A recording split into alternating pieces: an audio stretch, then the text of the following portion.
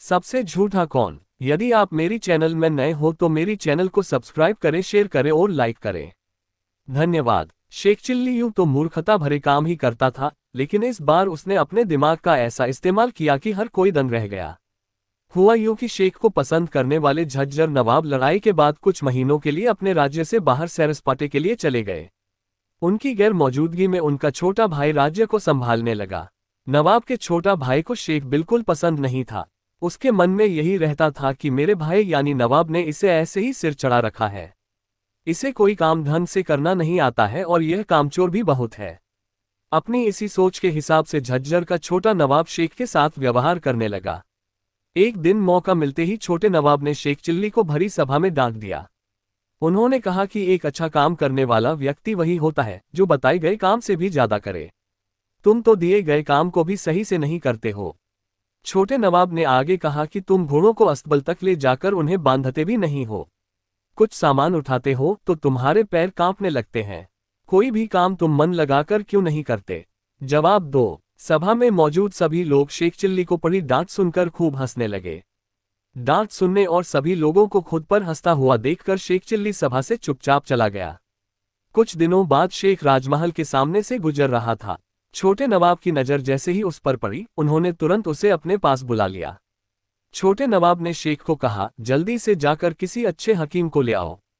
हमारी बेगम की तबीयत खराब है। जवाब में सिर हिलाते हुए शेख चिल्ली हकीम को ढूंढने के लिए निकल पड़ा। कुछ देर में शेख वहां एक हकीम और कब्र खोदने वाले मजदूरों के साथ पहुंचा। उसने मजदूरों को महल के पास ही कब्र खोदने के काम में लगा दिया। तभी छोटे नवाब वहां पहुंचे और गुस्से में कहने लगे कि मैंने सिर्फ हकीम को ही बुलाया था। तुम कौन हो और कब्र क्यों खोद रहे हो? यहां किसी की भी मौत नहीं हुई है। ये सुनते ही जवाब में शेख चिल्ली ने कहा कि जनाब, इन्हें कब्र खोदने के लिए मैंने कहा है, क्योंकि आपने कहा था कि अच्छा काम करने वाला इंसान बताए गए काम से भी ज्यादा करता है। मैंने भी आपकी बेगम की बीमारी की बात सुनकर उससे संबंधित सभी संभव चीजें कर दी हैं। इस बात को सुनकर गुस्से में छोटे नवाब महल के अंदर चले गए। कुछ दिनों बाद उन्होंने एक प्रतियोगिता रखी, क्योंकि उन्हें राज्य के कामकाज से ज्यादा आनंद शतरंज व अन्य खेलों में आता था। इस प्रतियोगिता के लिए छोटे नवाब ने ऐलान किया कि जो कोई भी सबसे ज्यादा झूठ बोल सकता है उसे इनाम के तौर पर सोने की 1000 अशफियां दी जाएंगी। इस घोषणा को सुनते ही झूठ बोलने वाले लोग प्रतियोगिता में हिस्सा लेने के लिए पहुंच गए। प्रतियोगिता के दौरान एक झूठे व्यक्ति ने छोटे नवाब से कहा कि साहब, मैंने भैंसों के आकार से भी बड़ी चींटियां देखी हैं, वो भी ऐसी जो भैंस से भी ज्यादा दूध देती हैं। छोटे नवाब ने कहा, हाँ ऐसा बिल्कुल हो सकता है। फिर दूसरे झूठे ने कहा कि रात को रोजाना मैं उड़कर चांद तक पहुंचता हूं और फिर सुबह होते ही मैं धरती पर लौट आता हूं। इस बात पर छोटे नवाब ने कहा, शायद तुम्हारे पास कोई जादुई शक्ति हो, इसलिए ऐसा हो सकता है। इन दोनों के झूठ के बाद एक मोटे आदमी ने कहा कि मैंने तरबूज के बीज निगल लिए थे। उस दिन से मेरे पेट के अंदर तरबूज उग रहे हैं। रोज एक तरबूज पककर फटता है और मेरा पेट भर जाता है। मुझे खाना खाने तक की जरूरत नहीं पड़ती है। ये सुनते ही छोटे नवाब ने कहा कि इसमें क्या बड़ी बात है, तुमने कोई चमत्कारी ताकत वाले बीज खा लिए होंगे। ऐसे कई सारे झूठ सुनने के बाद शेख चिल्ली ने छोटे नवाब से कहा कि साहब, आपकी आज्ञा मिले तो मैं भी इस प्रतियोगिता में अपनी कुछ प्रतिभा दिखाऊं। छोटे नवाब ने उसका मजाक उठाते हुए कहा, तुम और प्रतिभा? इतना सुनते ही शेख चिल्ली जोर जोर से कहने लगा कि आपसे बड़ा इस पूरे राज्य में बेवकूफ नहीं है। आपको तुरंत सिंहासन छोड़ देना चाहिए, क्योंकि इस पर आपका कोई अधिकार नहीं है। शेख चिल्ली की बात सुनते ही पूरी सभा में शांति छा गई। फिर छोटे नवाब ने गुस्से में कहा कि इस आदमी के दुस्साहस के लिए इसे गिरफ्तार कर लो।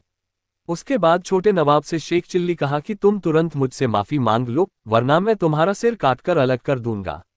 ये सुनते ही शेख चिल्ली हाथ जोड़कर बोलने लगा, सजा आखिर किस बात की? यहाँ प्रतियोगिता हो रही है और सबसे बड़ा झूठ बोलना है। मैंने वैसा ही किया है। क्या कोई मेरे झूठ का मुकाबला कर सकता है? आप इसे झूठ से अधिक कुछ न समझें। ये सब तो मैंने प्रतियोगी होने के नाते कहा है। छोटा नवाब सोचने लगा कि इसने पहले झूठ कहा था या अब झूठ बोल रहा है, कुछ समझ नहीं आया। कुछ देर चुप रहने के बाद छोटे नवाब ने शेख चिल्ली से कहा कि तुम उतने बेवकूफ नहीं हो जितना मैं तुम्हें समझता हूं। तुम इस प्रतियोगिता को जीत गए हो। तुमसे बड़ा झूठ किसी ने नहीं कहा है। अपनी बुद्धि के दम पर शेख चिल्ली ने प्रतियोगिता जीतकर सोने की 1000 अशफियां हासिल कर ली। वो अपना इनाम लेकर जाते हुए सोचने लगा कि छोटे नवाब हैं तो बेवकूफ़ी।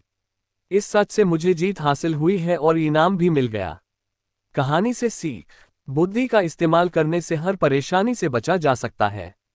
साथ ही किसी का भी अपमान नहीं करना चाहिए, क्योंकि हर व्यक्ति में कोई ना कोई क्षमता जरूर होती है। पूरी कहानी सुनने के लिए धन्यवाद।